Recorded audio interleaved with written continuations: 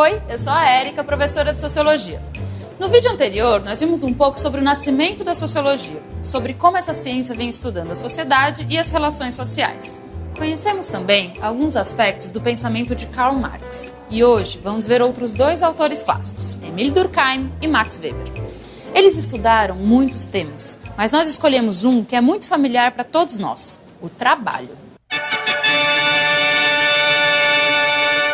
Uma linha de montagem precisa de muitas pessoas para que os produtos saiam prontos ao final do processo. Mas nem sempre o trabalho foi organizado desta forma. Antes do sistema capitalista, o trabalho era artesanal. Tudo era criado, planejado e executado pelos trabalhadores. Assim, eles tinham o controle sobre todas as etapas do processo produtivo. Na teoria de Karl Marx, o trabalho aparece como algo muito importante. Ele considerava o trabalho como sendo a transformação da matéria, que por sua vez vai servir para satisfazer as necessidades humanas. Ele dizia que, através do trabalho, o homem atribui forma humana à natureza. Ele coloca um plano na cabeça, ele define um objetivo e adapta os meios a essa finalidade. A abelha supera mais de um arquiteto ao construir sua colmeia. Mas o que distingue o pior arquiteto da melhor abelha é que ele figura na mente sua construção antes de transformá-la em realidade. Aquilo que não existia antes na natureza passa a existir satisfazendo a sua própria necessidade.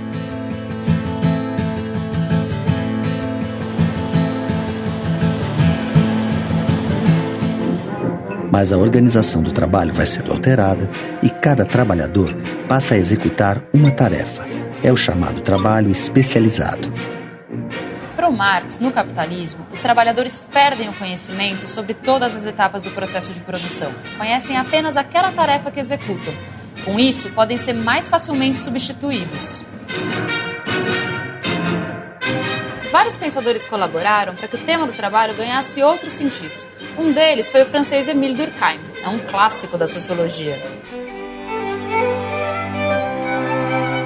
Durkheim nasceu na França no século XIX, em 1858. Seus estudos foram feitos num período de muitas crises econômicas, desemprego, greves e formação de sindicatos. Mas também uma época de grandes avanços tecnológicos, como a utilização do petróleo e da eletricidade como fontes de energia. Ao contrário do Marx, o Durkheim não acreditava que eram só os interesses econômicos que estavam na raiz dos problemas da sociedade daquele tempo. Para entender um pouco mais sobre o pensamento dele, a gente vai ver mais um vídeo. Sem dúvida há divergências em relação a Durkheim e Marx. Onde o Marx vê mais o conflito direto, Durkheim está pensando condições da própria solidariedade, de que haja, de alguma forma, complementaridade entre trabalho, num certo sentido capital, mas sobretudo entre pessoas que desempenham diferentes funções na sociedade. Isso quer dizer que cada vez mais na sociedade moderna um indivíduo depende do trabalho do outro, sozinho ele não consegue existir, então como para além dos conflitos que essa divisão coloca, ela também seria a possibilidade de solidariedade social, de uma moral, de uma ideia de que eu preciso do outro. É claro que se eu não distribuo riqueza, se a desigualdade é muito grande, sem dúvida ele percebe que essa sociedade seria perpassada por revoluções, não se constituiria enquanto tal. Mas a pergunta dele me parece que é sobretudo essa sociedade dividida em funções diversas, ela pode ser sociedade? Para além da competição econômica, essa sociedade cria algum tipo de vínculo? Ele acredita que sim, não que crie um vínculo automático. Como perceber, por exemplo, que um setor está fazendo greve, mas ele é essencial para que eu possa chegar no trabalho, né? Pensando, por exemplo, a questão do transporte. Então, não necessariamente ele está negando tudo o que Marx diz, mas tentando pensar um outro lado, né? Esse da complementaridade das tarefas.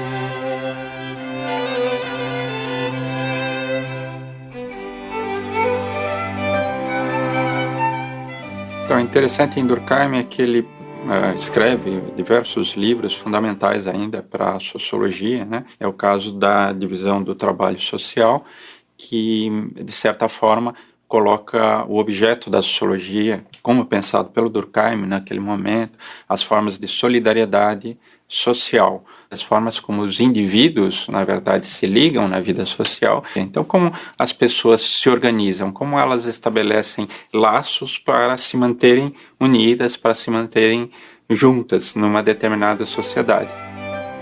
As regras do método sociológico é um pouco uma discussão que a sociedade poderia ser vista também de forma objetiva, como as outras ciências analisavam as outras dimensões da vida. Então, que é possível uma ciência da vida social. Como eu faço pesquisa, né, diante de objetos como o crime, como o suicídio, como a violência, ou seja, dimensões da vida social, mas que eu posso trabalhar de modo científico.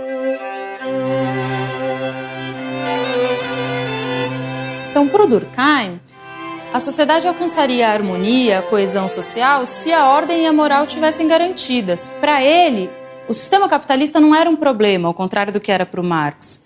Para ele, a divisão do trabalho organizava a sociedade, e a diferença entre os homens era quase natural. Muito diferente do que pensava Max Weber, que é outro clássico da sociologia.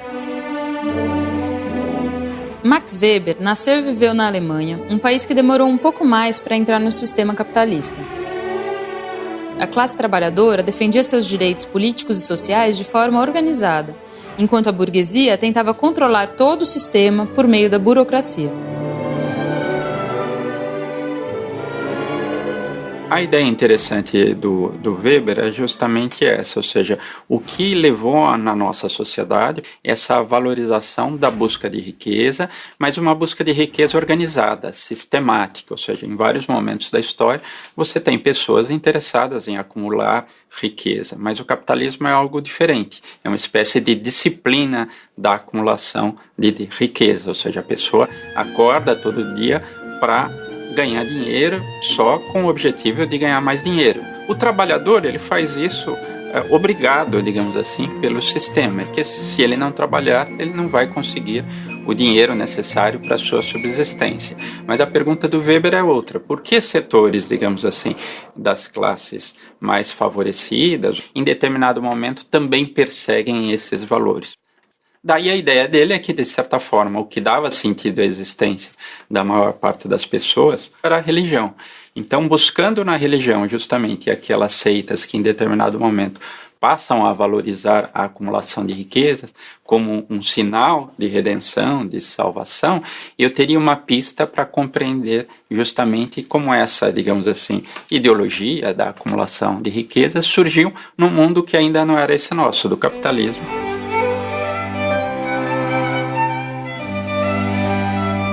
O Weber tem toda uma discussão, por exemplo, num outro livro conhecido, Economia e Sociedade, dos efeitos econômicos das religiões. Ele é um sociólogo importante por estar pensando isso. O mundo da religião, embora as pessoas estejam buscando valores para além desse mundo, na verdade isso causa efeitos econômicos o tempo todo. O ensaio A Ética Protestante e o Espírito do Capitalismo é a pergunta específica como a reforma protestante ajudou a constituir esse mundo nosso da modernidade com essa valorização do trabalho. Esses diferentes autores, sem dúvida com pontos de vista diferentes, tentaram pensar essa nova sociedade, onde sem dúvida o trabalho ganha uma força, ganha uma valorização inédita. Marx, sem dúvida, a ideia de um conflito irreconciliável entre capital e trabalho. Durkheim, sobretudo, da ideia da especialização do trabalho, mas gerando possibilidades de solidariedade. E Weber, sobretudo, pensando os motivos que permitiram que as pessoas, no seu dia a dia, adotassem condutas de valorização do trabalho, mas enquanto trabalho sistemático e acumulação de riquezas. Agora a gente já conheceu um pouco sobre os autores clássicos da sociologia, mas a gente não vai parar por aqui. Ainda temos muito a aprender sobre a sociologia. Até o próximo encontro.